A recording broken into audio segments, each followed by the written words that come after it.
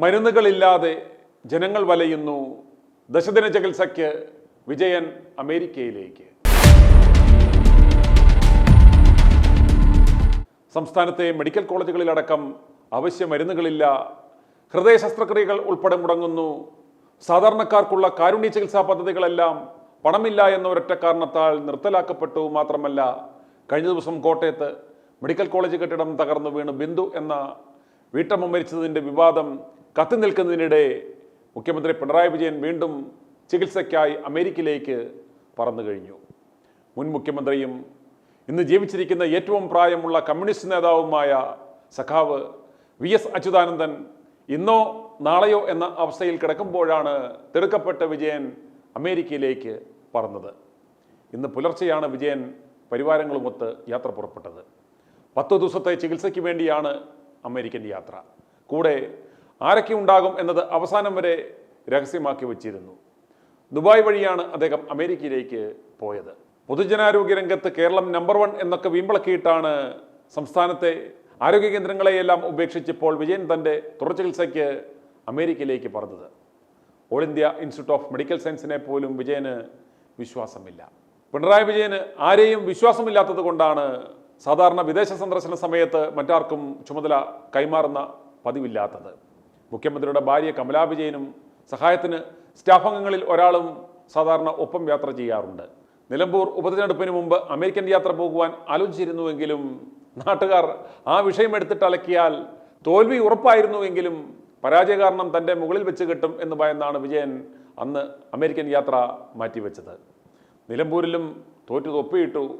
വരുന്ന നിയമസഭാ തെരഞ്ഞെടുപ്പിൽ 8 നിലയിൽ പൊട്ടുകയും ചെയ്യും. അതിനു മുമ്പേ സർക്കാർ ചെലവിൽ പോയി സകല പരിശോധനകളും ചികിത്സകളും നടത്തി മടങ്ങി വരാം എന്ന് കരുതിയാണ് ഇപ്പോൾ വിജയൻ ഈ യാത്ര നടത്തുന്നത്. സംസ്ഥാനത്തെ ആരോഗ്യവകുപ്പിനെതിരെ കടുത്ത വിമർശനവും പ്രതിഷേധവും അലയടിക്കുന്നതിനിടയിലാണ് മുഖ്യമന്ത്രിയുടെ ഈ വിദേശയാത്ര. ഇതിനു മുമ്പ് 2023 മുഖ്യമന്ത്രി അമേരിക്കയിൽ പോയത്.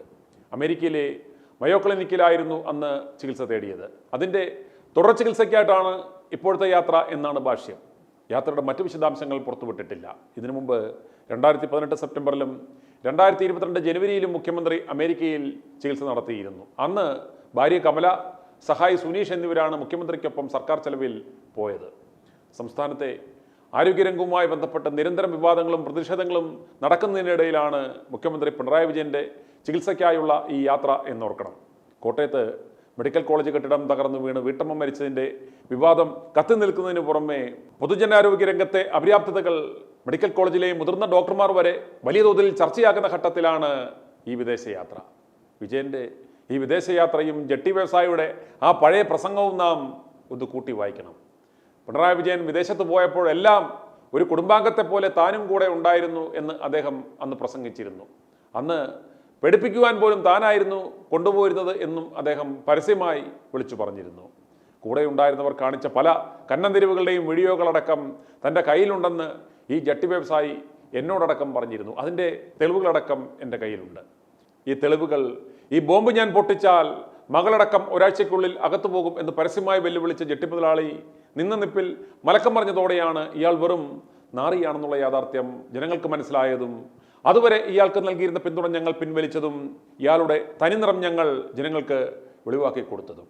ജെട്ടി വ്യവസായിയും പുറകെ പോകുന്നുണ്ടോ എന്ന് നിരീക്ഷിക്കുക തന്നെ വേണം. കാരണം തദ്ദേശ നിയമസഭാ തെരഞ്ഞെടുപ്പുകൾ അടുത്തു വരികയാണ്. ട്രോജൻ കുതിര അൻവറിൻ്റെ വെടി തീർന്നു. ഇനി ചാലക്കുടി മുതൽ ഇങ്ങ് പത്തനംതിട്ട വരെ കോൺഗ്രസ് വോട്ടുകളിൽ കടുത്ത വിള്ളൽ വീഴിക്കണമെങ്കിൽ ജെട്ടി മുതലാളിയുടെ ബിരിയാണി പാർട്ടി കടാക്ഷിച്ചെങ്കിലേ പറ്റൂ. അതിനുള്ള പദ്ധതികൾക്കും ഫണ്ട് ട്രാൻസാക്ഷനുമാണോ പോകുന്നത് എന്ന് പരിശോധിക്കണം. നിസ്സാരമായ എന്നെ ഭയന്ന് ഈ നാണം കെട്ട ജെട്ടി വ്യവസായി ചെയ്തത് കാണുക. ഇയാൾക്കെതിരെ വാർത്തകളൊന്നും കൊടുക്കുവാൻ പാടില്ല, വിലക്കണം എന്ന് കാണിച്ച് കോടതിയിൽ നിന്നും ഒരു ഇഞ്ചക്ഷൻ ഇയാൾ കരസ്ഥമാക്കി. എനിക്കെതിരെ നിരവധി കള്ളക്കേസുകൾ പല പല കോടതികളിൽ കൊടുത്തു. അതുകൊണ്ടും മതിയാകാഞ്ഞ് വരാലുദാമ ഉൾപ്പെടെയുള്ള ആത്മീയ കുർവാസംഘ നേതാക്കന്മാർക്ക് വേണ്ടുന്ന ഫണ്ടും വക്കീലിനെയും ഇയാൾ തന്നെ കൊടുത്തുകൊണ്ടിരിക്കുന്നു. എനിക്കെതിരെ നിരവധി കേസുകളും കൊടുത്തു. അത്ര പേടിച്ചു തൂറിയാണ് ഈ ജട്ടി മുതലാളി. ഇതുവരെ ഞങ്ങൾ ഇതൊക്കെ വെറും തമാശകളായി മാത്രമാണ് എടുത്തത്. ഇനി വളരെ ഗൗരവമായി നിയമ പോരാട്ടങ്ങൾ ഞങ്ങൾ ആരംഭിക്കുകയാണ്. ജട്ടി മുതലാളിയുടെ തരികടകൾ തെളിവുകളടക്കം വെളിപ്പെടുത്തിയ ഞങ്ങൾക്കെതിരെ ഇയാളുടെ ഒരു കൂലിപ്പണിക്കാരനായ ഒരു വക്കീലിനെ വെച്ച് നൂറുകണക്കിന് വക്കീൽ നോട്ടീസുകൾ ഒരു മാസത്തിനുള്ളിൽ അയച്ചു. ഒരേ പരാതിയിന്മേൽ നിരവധി കള്ളക്കേസുകൾ എടുപ്പിച്ചു. അതെല്ലാം ഞങ്ങൾ ബഹുമാനപ്പെട്ട കോടതിയെ ബോധിപ്പിക്കും. വിജയന്റെ കൂടെ ആശ്രിതനായി ലവൻ ഇത്തവണ പോയിട്ടുണ്ടോ എന്നും അന്വേഷിക്കേണ്ടിയിരിക്കുന്നു. ഒരു ഹെലികോപ്റ്റർ വാടകയ്ക്കെടുത്ത് അടിയന്തരത്തിന് പോകാനായി പ്രതിമാസം 1 കോടിക്കടുത്ത് വാടക കൊടുത്ത് ഇട്ടിട്ട് വർഷങ്ങളായി. വിജയന് പുറത്തിറങ്ങണമെങ്കിൽ എത്ര അകമടി വാഹനങ്ങൾ വേണമെന്ന് നിങ്ങളൊന്ന് ആലോചിക്കുക. വിജയന്റെ ചികിത്സയ്ക്ക് ഇവിടുത്തെ മെഡിക്കൽ കോളേജുകളോ RCCയോ ഡൽഹിയിലെ എയിംസോ ഒന്നും പോരാ. ക്യാപിറ്റലിസ്റ്റ് സാമ്രാജ്യത്വ ശക്തികളുടെ മയോ ക്ലിനിക്കേ പറ്റൂ. പാലസ്തീനു വേണ്ടിയും ഇറാനു വേണ്ടിയും മുറവിളി കൂട്ടി ഇപ്പോൾ ഉവ്വാബ് ചികിത്സിക്കാൻ അമേരിക്ക വേണം. വിപ്ലവം തളിർക്കട്ടെ. സഖാവിൻ്റെ ബൂർഷ്വാസികളുടെ ആ സ്യൂട്ടും കോട്ടും ഒക്കെ ധരിച്ചുള്ള ആ പോക്കൊന്ന് നാം കാണുക തന്നെ വേണം സഖാക്കളെ, കാണുക തന്നെ വേണം. കമ്മ്യൂണിസം മുണ്ടിനിടയിലും തോൾസഞ്ചിയിലും കൊണ്ട് നടക്കുന്ന സഖാവ് MA ബേബി ഇതിൽ എന്ത് പ്രതികരണം പറയും എന്ന് നമുക്ക് ഭയപ്പാടോടെ കാത്തിരിക്കാം. നിങ്ങൾക്ക് പുഷ്പനെ അറിയാമോ? പുഷ്പനെ. i2i News, an eye for truth.